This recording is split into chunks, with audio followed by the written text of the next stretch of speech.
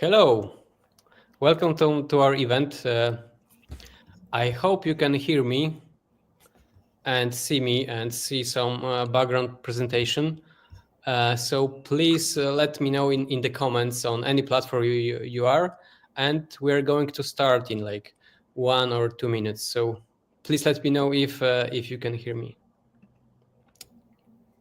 Hello, everyone. And also, if you can let us know if you can hear me too, that would be very nice. Cool. Thanks, Bart, for help. Jakub, I can hear you. Okay. So, Jakub, how are you? How do you feel before our event? Okay. I thought that I would be more stressed, but the first time was much worse than today. So yeah. Okay. I have a good attitude. So how about you? So I'm very excited because I think this event will be much more technical than the previous one. So this is where I feel, and I guess you feel the best. So I'm very, very, very excited. Yeah, that's true. Okay. So just a few seconds.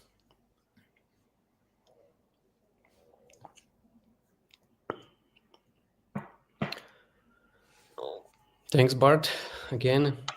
Yeah. So, and thanks, Adrian. Adrian is our PM. Hi, Adrian. Nice to see you here. Okay, so let's start. So today we have our event about real-world strategies and real-world tips on optimizing Vercel costs, and why we are here. So we love working with Next.js and we love working with Vercel, and we wanted to give back to the community. So we checked a list of issues that people have with Next.js and Vercel, and we noticed that there is a lot of discussions on different platforms, like on Reddit, on Stack Overflow, and X, about hosting costs. So we decided to create this event and share some real world experiences and real life lessons that we are implementing for our customers that also are very curious about hosting costs. So yeah, this is the reason why we're here, and I want to remind you that this is second event of our series. So in our series we had event about analyzing Next.js costs, and this event is about exactly Vercel costs. So we're going to investigate and tell you how you can optimize your Vercel bills with our tips and tricks. And we are having upcoming event next month, and in the next month we're going to focus on escaping Vercel. So we are going to tell you how to do it and to check if you really need to do that. So please sign up for our events. Just scan the code, and after that you can receive videos from previous events, video from this event, and a lot of resources that we are producing. And one of the resource is TCO. So this is total cost of ownership document that is going to help you to decide what type of hosting is best for your use case. Yeah, so this is about our expert sessions, and I'm Chris. I'm CEO of PagePro. I was a developer for quite some long time, and like 15 years ago, I created a dev shop.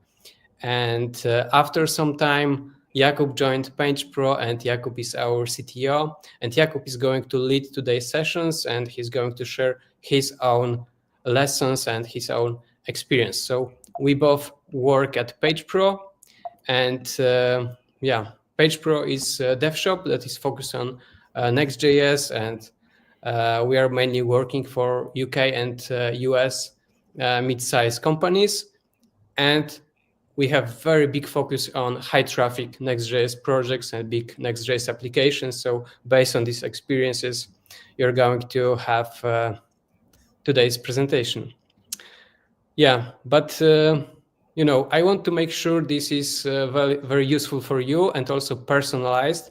So please let me know in the comments. So you can use any platform that you have. It can be LinkedIn, YouTube, X. So just let us know what kind of pain points do you have that are related to Next.js hosting on Vercel. So thanks to that, we can include answers in our presentation, because Jakub is going to walk us through, and we can focus on answering. Yeah, so we have some comments, and thanks for them.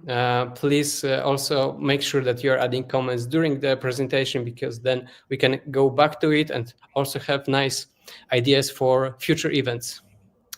Yeah, so we have something about premium features. Yeah, so we have this section.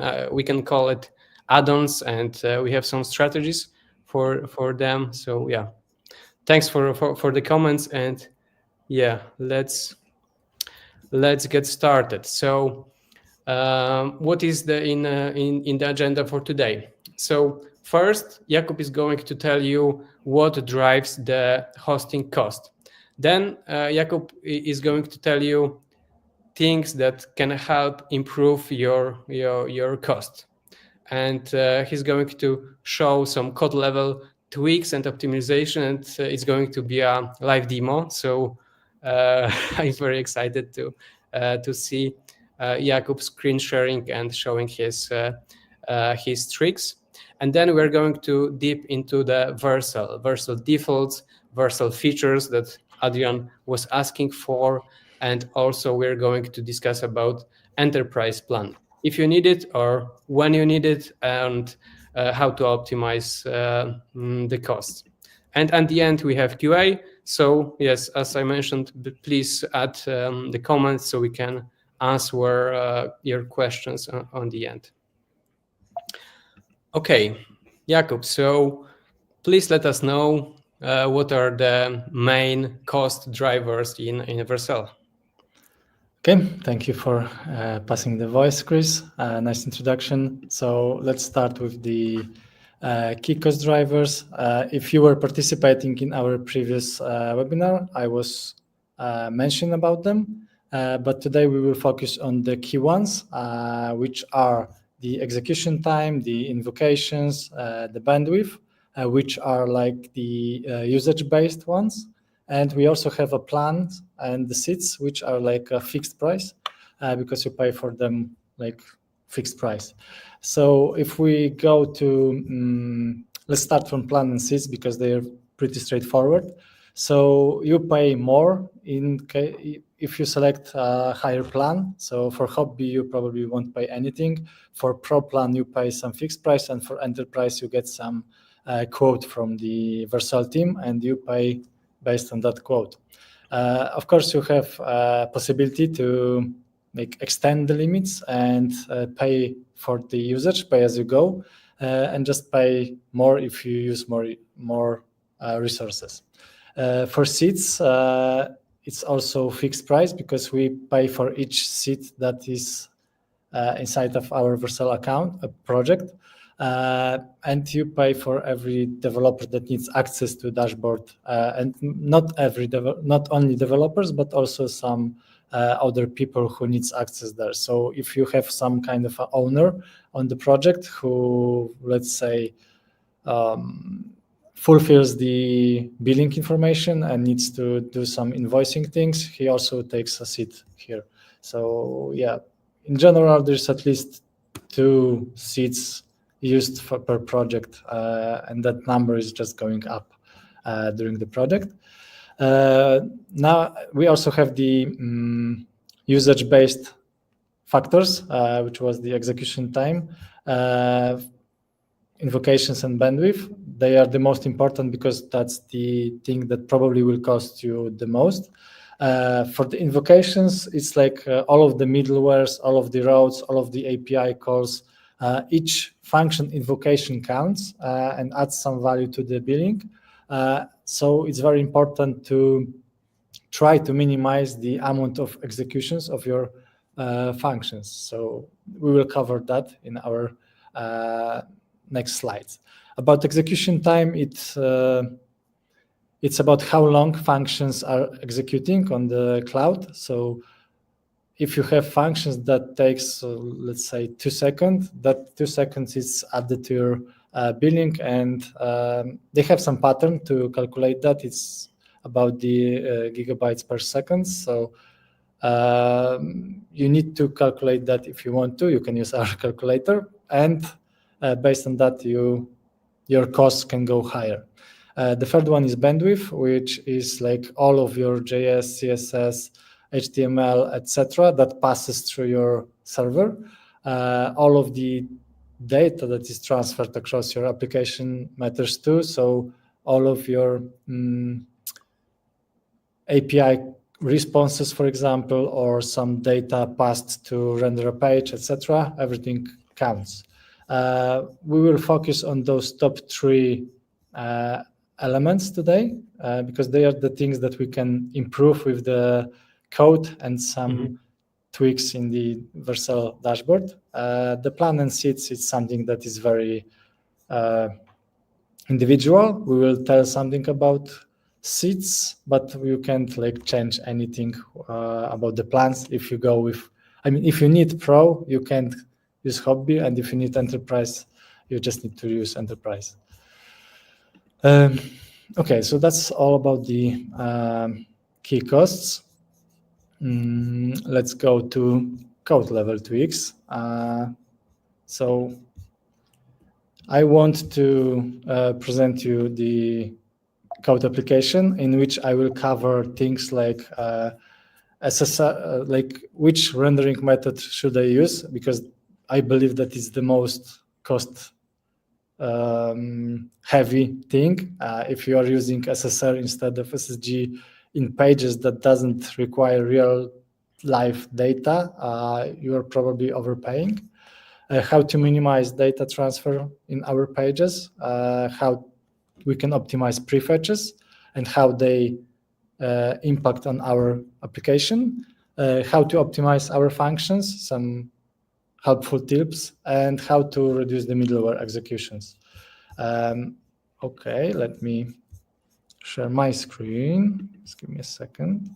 Yes, and I just wanted to add that when we've been doing research for this webinar, most of the issues that we saw were related to SSR, SSG, and functions. So I think this set is well adjusted. Okay, and Jakub, we can see your screen now. Okay, thanks for confirmation. Just let me know if the fonts are readable or I need to zoom in. I think it's good. Okay. So this is a very basic application made just for this presentation, but I want to start with the SSR and SSG thing. So first of all, you need to check how your pages are built. To check that, you just need to run the build process, and as an output, you will get a list of all of your routes within your application. As you can see, I have the it's split to app and the pages routing system. So for our app, we have those icons that indicates which rendering method will be used for this page. And at the bottom of the list, you have the legend. So if you have empty circle, it's like pre-rendered as static content. If you have the fulfilled circle, you have the pre-rendered as static HTML, but it's using the get static props. We have also the ESR and also the F letter, which means that those functions are dynamic. So they will be executed on each request, unless we add some caching or something like that. But by default, they are like all of the requests will trigger all of the logic from this route. So as you can see, the API routes are like necessary to be function, so the dynamic ones. But we have pages like catch all for our slacks, which is dynamic. And also like the block page, block listing is static, which is great because we don't change content too often then. And we also have the block details page, which is dynamic, but we don't want that to be dynamic because the content is not changing. So that's how you can check which rendering methods you use. Then you need to analyze which pages can be rendered statically and try to update your code. So if I will, oh, sorry, not build, but let's wait, it takes only a few seconds. I want to add one thing here that, in many cases, you're building your application and you have some, business requirements. And in the requirements, you have like, this needs to be dynamic. You need to have this, updated data anytime. But, before just implementing what, business is saying, also check how it's impacting the cost, because maybe you can update the user experience a little bit, so change the functionalities to keep in mind the benefits for the end user, and also app architecture, and on the third side also the costing. So this is very common when we see for example, somebody is asking us to review the code, and we see, okay, this is consuming a lot of function time. And when we are asking why it's done like that, because we have 5 reasons, and somebody is telling us because that was the requirement, and nobody remember why exactly. So it's very important to plan it before implementation. Okay, so as you can see, this page is currently rendered as a server-side one, and in the network tab, you can see that it takes like 3 seconds to load it because it's loading a lot of data in the background, and that is the execution time behind. If we like omit the network variances and like delays, it's still like about 2.5 of the second of execution time that needs to be used for each render of this page. So it's a lot. For this page, probably we can reduce the time behind the time that is executed on the server by optimizing our functions. But I want just to show you the difference between the times that are times that take our execution. So if you go to the pages, I will quickly update this page to be static, but it's not probably the best way in this scenario.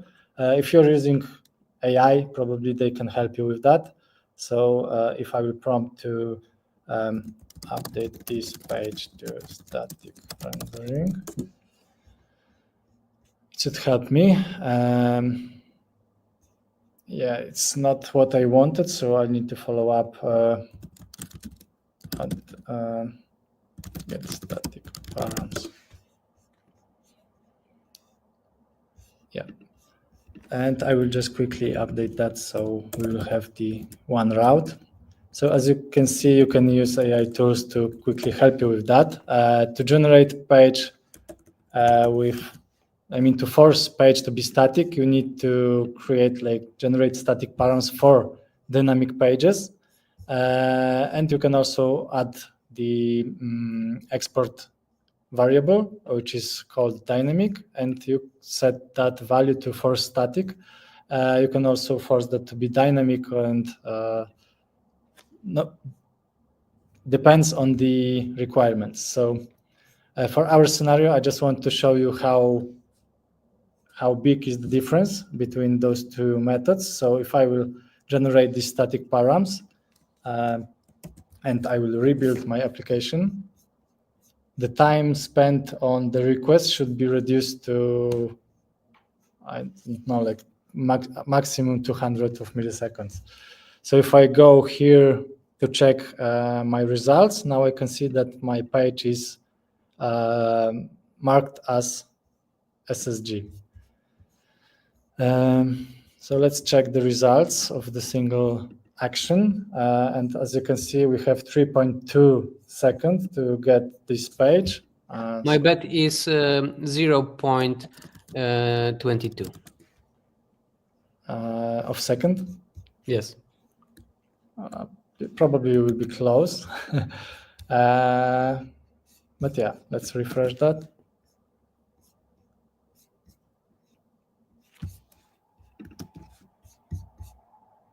It's 14 milliseconds, so it's like a huge improvement. Yeah, but the execution time now, it's not like it's eliminated. It's now used during the build. So we are transferring our execution from every request to a single time when the page is built. But this thing, in my opinion, is the most impactful thing that you can do in your application to reduce the costs. So just make sure that you're using correct rendering method where you have to. And Jakub, you updated this rendering method for this page or for the blog page? Right now, I have updated that for this homepage, but for the blog page, we need to do the same flow. Like even, yeah, my IDA is probably going to guess what I want to do here or not. Not okay. So I will ask for it. You forgot, please. Yeah.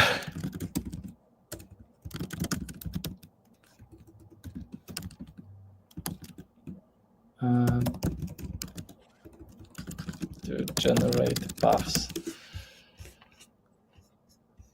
Yeah, exactly what I wanted.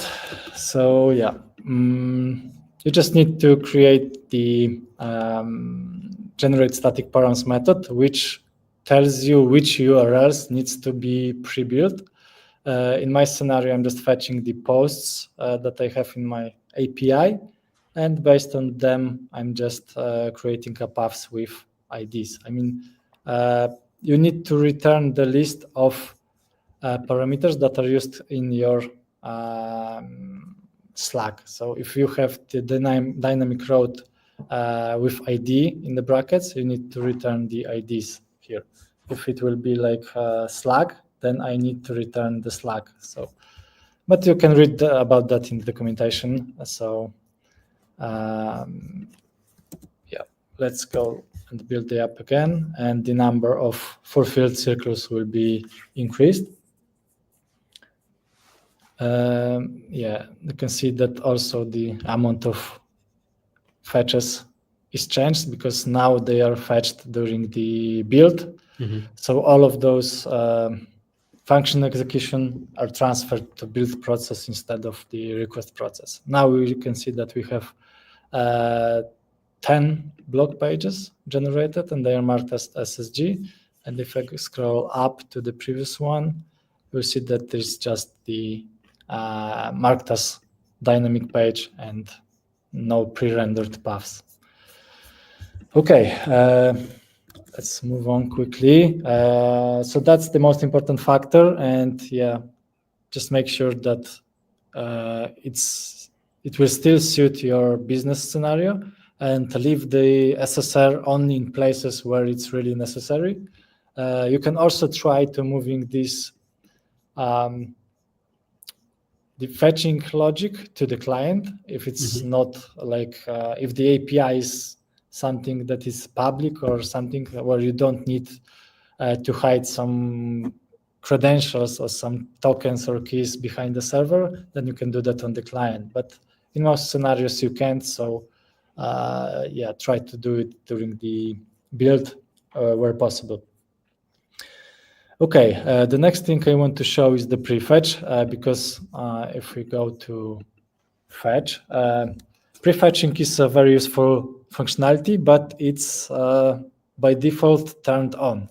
And for your applications, it means that it will the Next.js will prefetch all of the URLs that they will find on the screen. So the transition to the next page will be much smoother. It's a great tool for UX. It's great for UX, but it's not so great for our performance. Not performance, but for costs. But only in scenarios where we have a lot of URLs on the screen, and also if we are not optimizing our pages correctly. So in this scenario, you can see that I have a test page which is implemented incorrectly. It's using a pages router, and in pages router, we need to generate static or server-side props and pass that to the page as a params. And in that scenario, I didn't extracted the necessary data. I just passed the data transferred from API up to the page. And if you go to this request, you will see that we have a lot of lorem ipsum fields, which is an array of something that I'm not using at all in my application. And you can see that it takes 200 milliseconds and 40 kilobytes it weighs 30 kilobytes. That's also added to our monthly costs. So to eliminate that, there's a very easy step. We find out that if you have a page, sorry, pages test. If you have a page and you have the get static props, everything that is returned from that is injected into HTML. So it's very important to trim the data to the things that are really necessary in our app. In the app router, it's done automatically, and it's not exposing this data to the users, to the pages, if they are not used. So if I will comment those two fields that are huge but are not necessary, and I will rebuild our application, you will see that it will have a huge impact on that.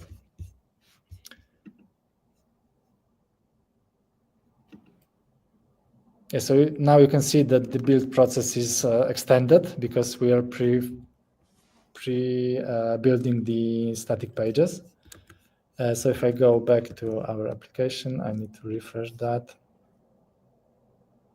And now you can see that it's reduced to 76 milliseconds and from 30 kilobytes to 1 kilobyte. So it's very important to optimize costs, as it's something that a lot of people is not even checking, but it's very easy to omit that part. The other option is to disable the prefetching at all, or create your own functionality to prefetch, because in most of the scenarios, users will have their own paths, they will follow. Nobody will click on all of the URLs that are on the web. So probably you could update those functionalities so it will be done either on the hovering action, so when you hover on something, some element, or disable that at all and just let the links work as a normal, as in a normal application. So we'll wait a little bit longer for the next page, but you will reduce the costs. I don't recommend this solution. I think that putting them on hover is enough. And as you can see, if we will turn the prefetching false, now we won't prefetch any of the routes on the page load, but we will prefetch them on the mouse hover because we've implemented such functionality, which is just calling the prefetch API with URL, specific URL. For pages router, it works a little bit different, but if you set this to false, it will prefetch only on hover effects. So this fix is only for this extra functionality is required only for app router. So I will quickly show you the Jakub, so I'm updates. thinking about something that we are not mentioning, but my conclusion is that to optimize cost and also to build good Next.js application, you need to be up to date with all of the Next.js features, because we have a lot of changes implemented in Uprooter, and we have a lot of differences in page router and Uprooter. And do you know which of the options is more cost efficient? Maybe one of the options is by default more performant and more cost effective. What do you mean by options? The Uprooter or Pages router, or? So I mean, if you have exactly the same website, and it could be built with Uprooter or with page router, and by default, without extra configurations, which can be more cost effective in terms of hosting. It's a hard question. I would bet for Uprooter because it allows you to do more optimizations and allows you to do some only server-side logic, or it's also trimming the code that is passed to the client. So it's eliminating some bandwidth, but you can make too much code to be executed on the server on the requests. So you may increase your costs. So I don't really know the answer for that, which will be better, because it depends too much on how you implement your code. Okay, so the application is built, and as you can see, there is no prefetching at all when I don't do anything. But if I will hover on any of the pages, it's prefetching that URL. So if I will go to blog now, it's a fast one without any extra. And now if I will hover over any of the blog posts, I'm immediately calling a prefetch. There might be slight delays on slower networks where you will need to wait for the page between the click and the new render. But yeah, I still think that you should check your application if all of the URLs are so important, and just disable the prefetch for least important URLs. What else I need to show you in the code? I will also show you the middleware optimizations, because for middlewares, all of the invocations counts. So we need to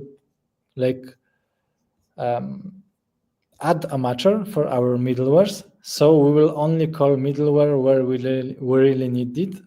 So it's a common practice to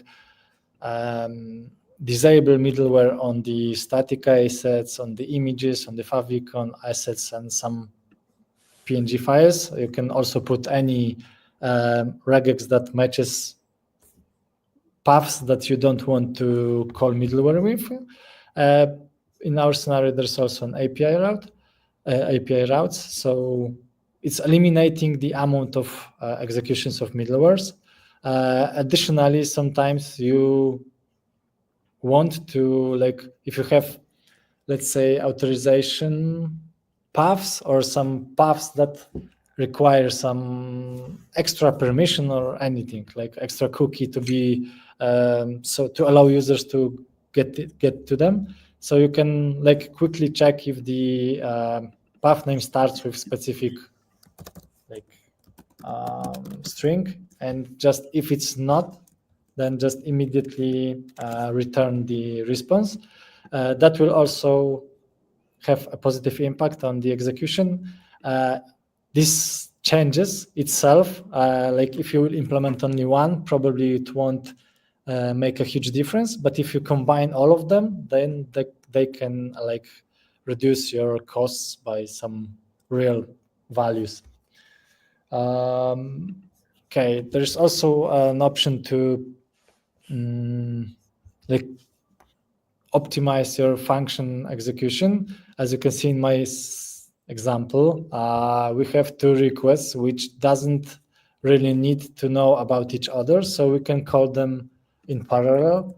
That is something that's I still see sometimes on the code reviews, but not so often. But it has a huge impact actually on the costs and the performance, because now you are waiting until the first request is done, then you start fetching the other one. So if we have the SSR, we wait for the response of this, then we need to wait for response of this, and then we are returning the page. We should always care about optimizing such things and try to parallelize those requests where possible. So in my scenario, I'm just put them in promise all, and that will quickly improve the performance of our page. So instead of like 2 seconds, it will load for example, in 1.5 seconds. So it's a quick and effective way of optimizing. I will show you a few more examples of the optimization during the presentation. But yeah, I believe that from the code perspective, that's all. Okay. Yeah, I think that's it. I showed the SSR, SSG, the load times, the how to convert them, the prefetching, the page props, the middleware, and the parallelization. Yeah, I believe that's all. So I'll switch back to presentation now. Just give me a second. Great. So thanks, Jakub, for this demo. I think what is also important that when your traffic is growing, then those optimizations matter a lot. So if you have small traffic and your traffic doubles, you don't want your cost triples. So it becomes more important when traffic is growing. Yeah. So what's next? Yeah, well, as I mentioned, I will show you some more options to optimize functions, because I believe that most of the issues with costs is not because of the Vercel, but it's because of our issues, our problems with the code implementation. Just let me know if you can see the screen. Yes, we see functions optimizations. Yeah, so if we are using Next.js as our API,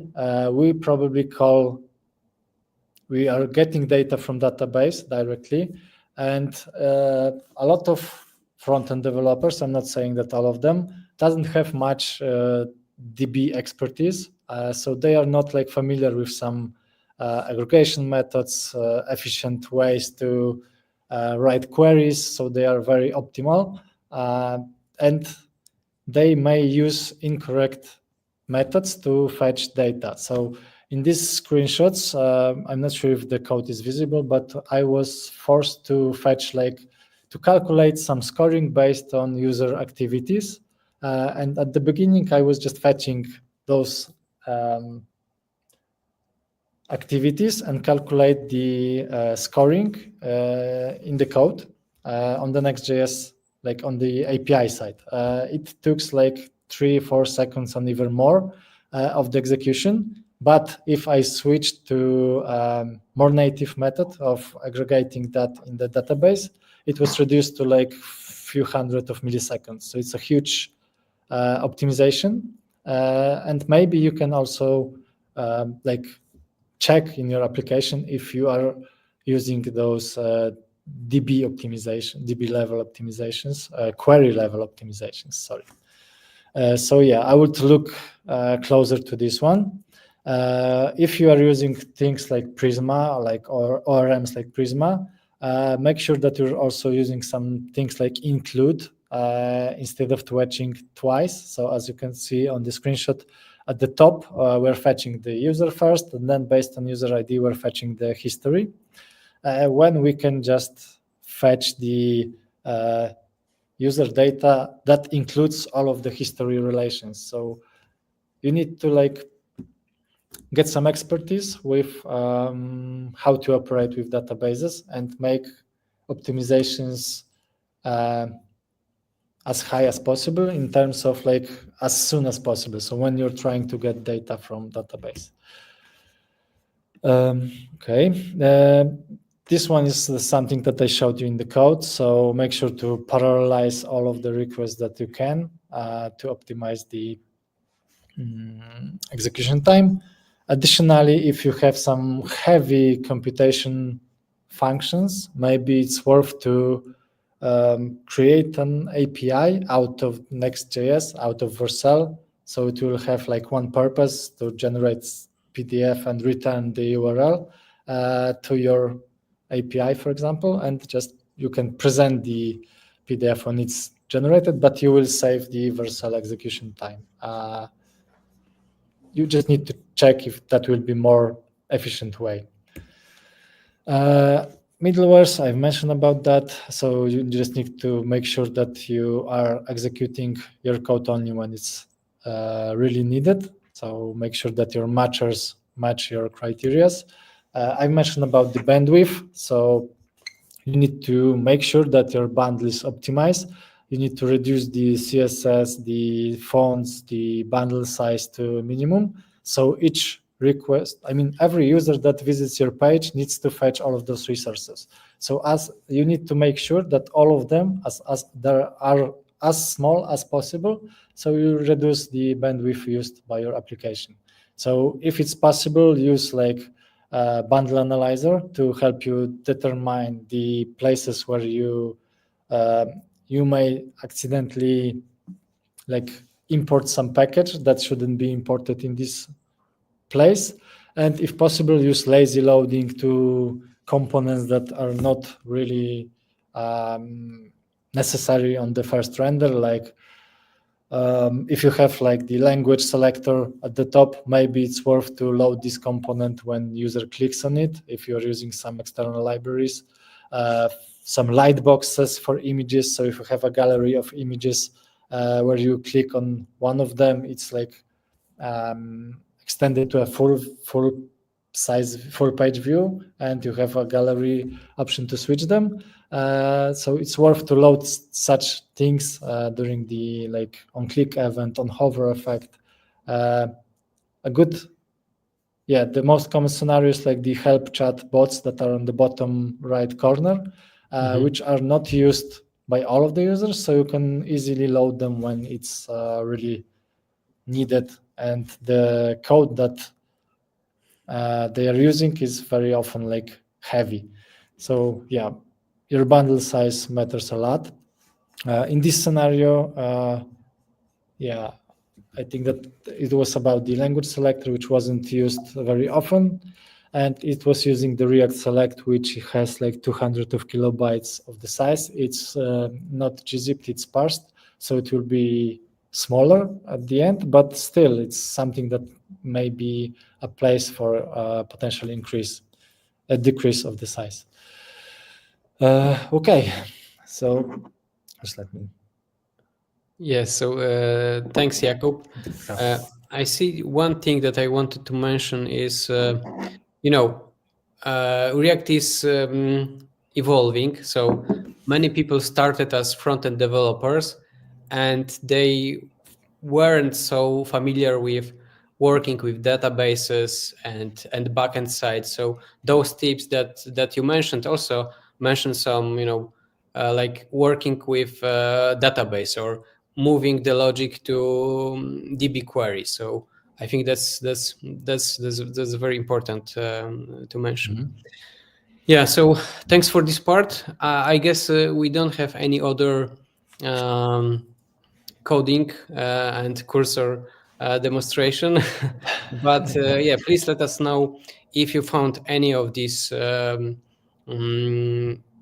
methods useful for you. I hope you did. So let us know in the comments so we can, or if you see any other methods that you want us to produce some materials about that, just let us know.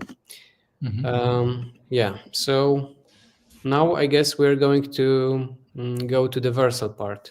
Vercel. Yeah, just quick summarize, because those coding optimization things are not really only related to Vercel. You can use them to optimize any hosting you are using, because they will decrease the usage and you pay for usage in most of the scenarios. So it's worth to check them out for all of the hosting providers, not only for Vercel. Okay, let's switch to Vercel defaults that you should check, because you may somehow reduce the costs by just updating some values in Vercel dashboard.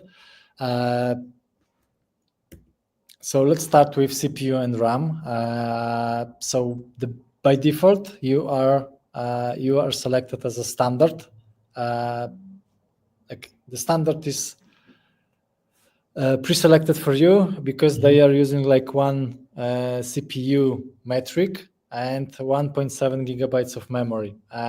In most of the scenarios, you probably can be fine with basic unless you are using that amount of memory in your functions. So if you are keeping a lot of things in memory, or if you are using a lot of imports, they also count to that. Then you may be out of this 1 gigabyte of memory. But in most scenarios, probably you can check this setting and select basic and see if it will be okay for you. That will reduce the amount of function execution time, because execution time is counted by time per gigabyte seconds. And if you reduce the amount of memory that is used in your function, then the pattern that is used in your calculations will be reduced from 1.7 to 1. So yeah, it may bring you some optimizations. The other option is the maximum execution. This one is more like a prevention thing, because sometimes your code will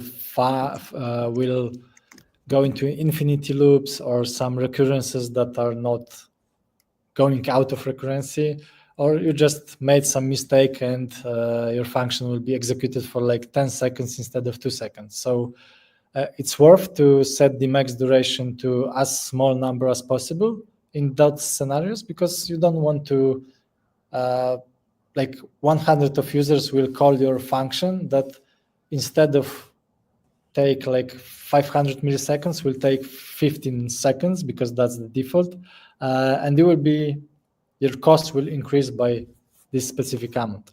So it's more like a thing to prevent those situations, but it's still worth it.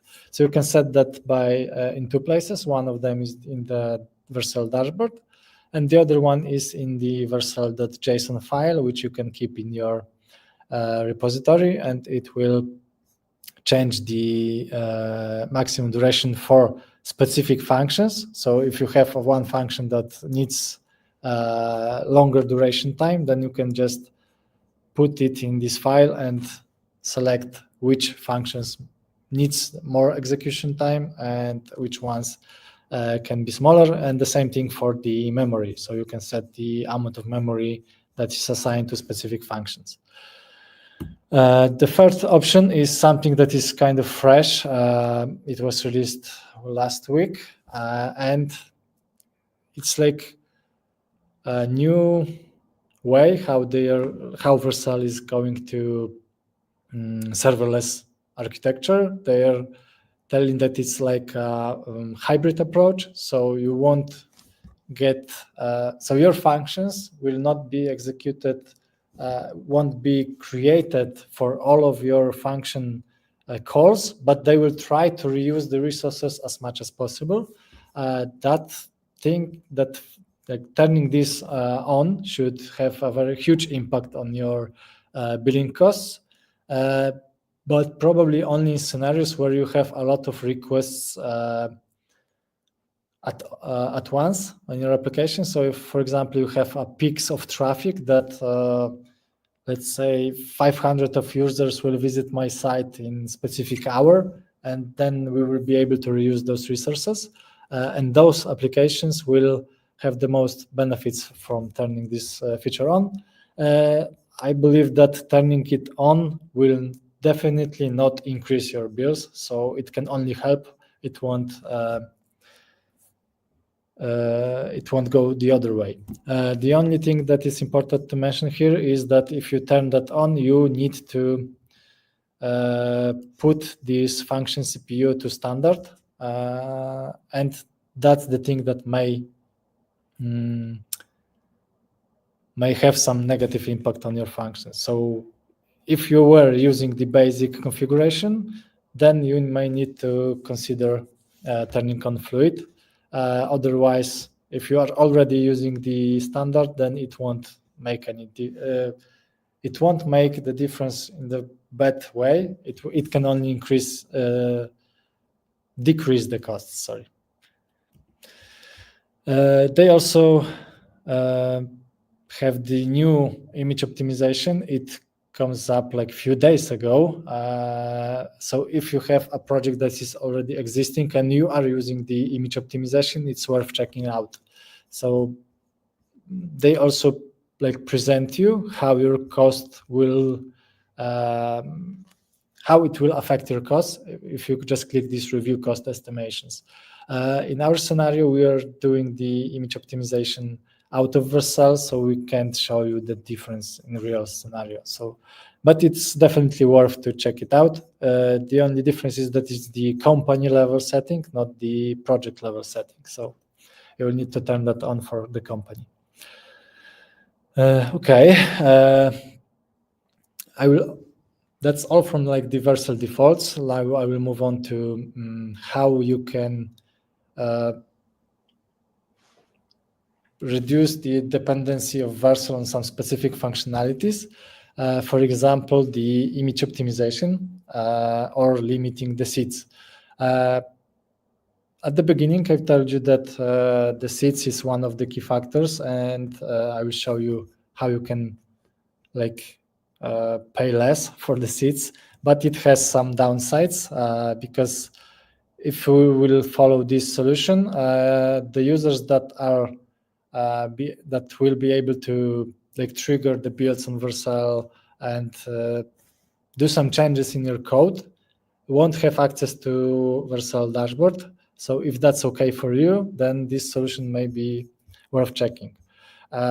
Specifically, it's specifically, it's okay for projects that are tight on budget or are less active. So you've already finalized like your active development time, and now you are on some SLA where only one of the developers is working. Maybe the other one may help somehow, but don't need access to the Vercel dashboard. So to limit the seats that you need to pay for, you can create the GitHub workflow, for example, some CI/CD. I will mention about the GitHub here. So you can create the workflow, which will call Vercel API to trigger the build, to create a comment in your pull request, and generate a preview URL so you will get access to it.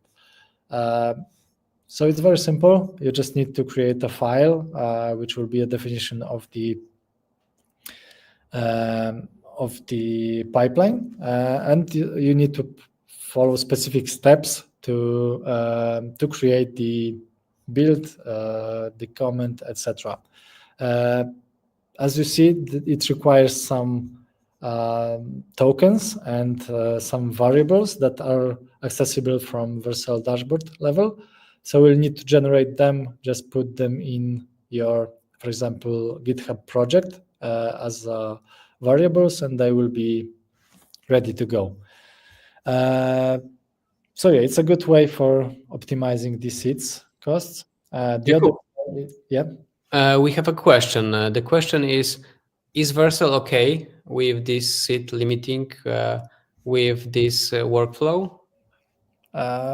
I never asked them if they are okay, but I don't think they will have something like against that, because you are not getting access to Vercel dashboard, and probably you don't want to pay like $20 for a single commit of a developer, because that's also not fair. So yeah, I don't think that they will be against that. And also they expose the API, so we can do that from the API. So they need to know that developers are like smart and can get past that. So yeah. Okay. Thanks. And also it's a very limited access, because you will only be able to generate builds and like previews, but you won't be able to like create environment variables, do some extra stuff. And also, if you have like some password protection turned on, this feature requires some extra steps, so it's getting more complicated. Okay, thanks. Yeah. The next feature that we can get out, like not pay $50, is like password protection. It's not as safe as Vercel solution, and it's also not as integrated with other things in Vercel as the solution they provide, but it can save you $50 or whatever the price of the password protection will be in the moment where you will implement that. So to do that, you just need to create like custom middleware, which will just check the in this scenario, it's just checking the cookies. If the value of the cookie is equal to the value of your password, then it's marked as like accessible. And if not, then it's just redirecting you to the password check page, which requires you to enter the password, and that's all. So there are things like that you can write your custom solutions. They are not as integrated as the Vercel solution, but for some scenarios that might be enough. So if you just want to hide these hide your page from the sum of users, but you don't really need to fulfill some policies about content or some legal things, then this solution may be okay for you. So for example, if you don't want your like company that is very similar to you and may steal your idea to get to your site, so that should be enough. But it's not in terms of like if you have a content that is very legal intensive, like medical one, like law one, that the user may see and then suit you because they read something on your page, then this idea is not the best way to go. Okay, the third thing that is easy to reduce the cost is turning off the image optimization from Vercel. So if you are using, for example, some CMS which already have their own image optimization functionality, you can use that. To do that, you just need to set the loader property on the image and just add specific logic to handle that. And that will turn off the default loader functionality, and it may save you some money. Additionally, if you have some CDN, you can also use that and just disable the image transformations, image optimizations, and just use your CDN as a default. That will also reduce the bandwidth, and yeah, it's very it will cut your costs by some amount.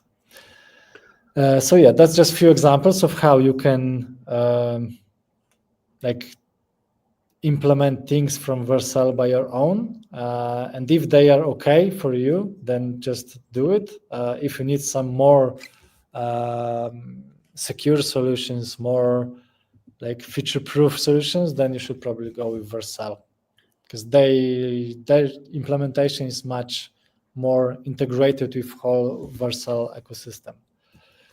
Yeah, I'm not sure if anyone have any questions about that. If yes, please.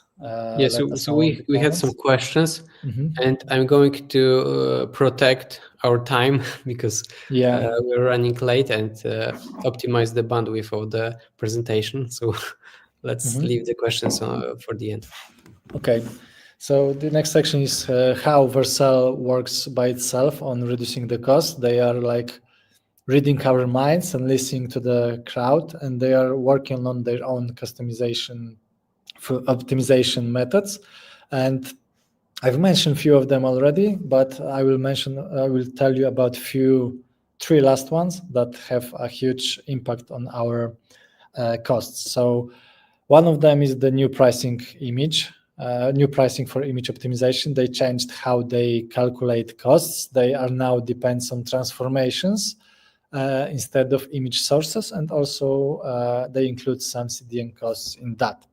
You can also see, as I mentioned in the dashboard, the estimation of how it will impact on your project and decide by yourself if you want to do it.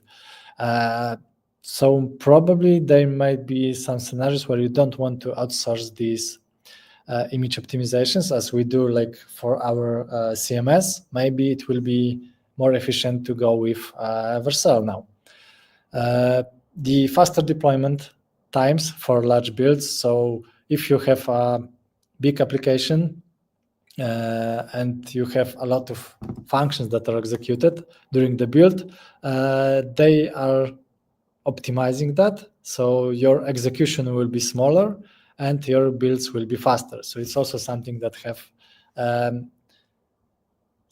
will benefit both the performance, not the performance, but the duration of the build, and also the costs will be smaller because we'll use less execution time. And the last one, which is probably the biggest one, is those fluid computation, compute, which is the new approach to serverless. They released that last week. We didn't have a comparison yet about how it impacts on the costs, but it's definitely worth checking out, and I believe that it will reduce the cost by like 20-30%, maybe even more for pages that have high traffic. So that's, yeah, so Vercel is listening to us, and it's like working on reducing the cost for us, and there is some things that are that we can't get past, like if you want, when the enterprise is necessary. So there are features like security things, like legal things, which we can't like reproduce within our code. They are about like core infrastructure, about invoicing, etc. And they are things that requires the enterprise plan. So the three most important areas are security and compliance requirements. So in enterprise plan, we can create like we can enable the single sign-on, which is very important for enterprise projects. We have the role-based control. We have some extra observabilities and logging for our application. We have custom security options, so we can turn on some extra DDoS protections, some firewall settings, etc. So if we really need that kind of security in our applications, we probably need the enterprise plan. If you want the SLA, which is the support and service level agreements, it's also available on your enterprise plan. So if you want dedicated support, if you want custom invoicing, if you want some professional services from them, like code audits, etc., it's only available in the enterprise too. If you are exceeding the pro, not the limits, but the pro plan default values, so if you are executing your functions and it costs you like $500 per month, then probably you will also need to go for enterprise, because it may be more efficient for you, because it's like customized for your usage. So they may give you a great offer for your specific usage on your specific application. So you will pay less for your application. So it's definitely worth to ask Vercel for the quote, and I will just get back to you with some offer, and you will check by yourself if it's something that's within your budget or not. And maybe it will be within your budget in like 2 months if your application will grow. So yeah. Yeah, that's all from our presentation. It's now time for Q&A. Sorry for being after the time. So no worries. So I guess let's tackle like maybe max 3 questions. So the first one, how much Vercel enterprise costs? yeah, so it's very like it depends on your application, on your requirements, on the things that you will use the most, but it starts from like 1.5 thousand of dollars. For like the least offer that I saw, it was 1,500 Monthly, of course. monthly. Yeah. So I believe that if you have traffic of like 15K of users per day, probably it's worth starting thinking about the quote from Vercel. Like 10,000 of users per day, 15,000 of users per day. Of course, it depends on your functionality, but I believe that it's the number where you should start thinking about some enterprise pricing and plan. Okay, thanks. I hope it answered the question. Do we have any other questions?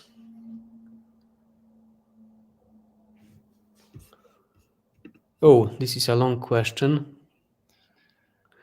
I don't know if you can see it, Jakub, but Can I easily check? Yeah, that's the one. yeah. So imagine that, like you turn on the fluid option, like yesterday, and can you check how it impacted the cost, like in Yeah, some I kind mean, of graph or report? so in Vercel dashboard, if you have correct permissions, if you have the ownership on the project, I mean, not only ownership, but if you have access to usage tab, you can see how your current usage looks like. So you should see the impact of fluid turned on there. Like it should be smaller because it has impact on, for example, function execution. Then you should see and compare how this execution looks like, for example, in the last month, and check how it looks like when you turn that on. I'm not sure if you can check that like on daily basis. So if you can check how it looks like yesterday and how it looks like today, I never checked that in that range. So I'm not sure, but maybe it's even possible. So yeah, you should check the usage tab on the Vercel. Okay. Should I stop using prefetching in Next.js? No, if I sound like that, then I'm sorry. You shouldn't stop using prefetching. You should just check if you really need that on all of the URLs on your application. Additionally, if you are not exceeding the free tier, probably you should not even worry about that. But if you have, if you are exceeding and you pay some extra money for usage, then you should start thinking about optimizing the prefetching. Prefetching is great for user experience, and I don't recommend turning it off globally. You should just turn it off for pages that doesn't really that don't have much traffic on it. So I believe that privacy policy pages, for example, are not visited very often because probably not everyone reads them. Okay. Okay, I guess yeah, we are out of the time. So thanks for another question, but we are out of time. So, but Jakub, if you could switch the slide. So Isn't decreasing? Yeah. yeah, I would like to invite you for next session. It's going to be in March. So if you want to join, just scan the QR code, and also you are going to receive video recording from this session. And please feel free to answer this email with some additional questions. So we can answer them via email, or we can also produce another event for you, or some contents on our YouTube or blog. So thank you very much for today. I hope you found some useful knowledge, and you can make your next applications faster, more user-friendly, and also make the cost decreasing. So thanks, Jakub, for sharing experience. Thanks for sharing also your, cursor AI tricks. Maybe this is the another event idea. Yeah. Thank you very Thanks for much. joining us. Thanks for your time. Thanks. See you. Bye bye. See you. Bye.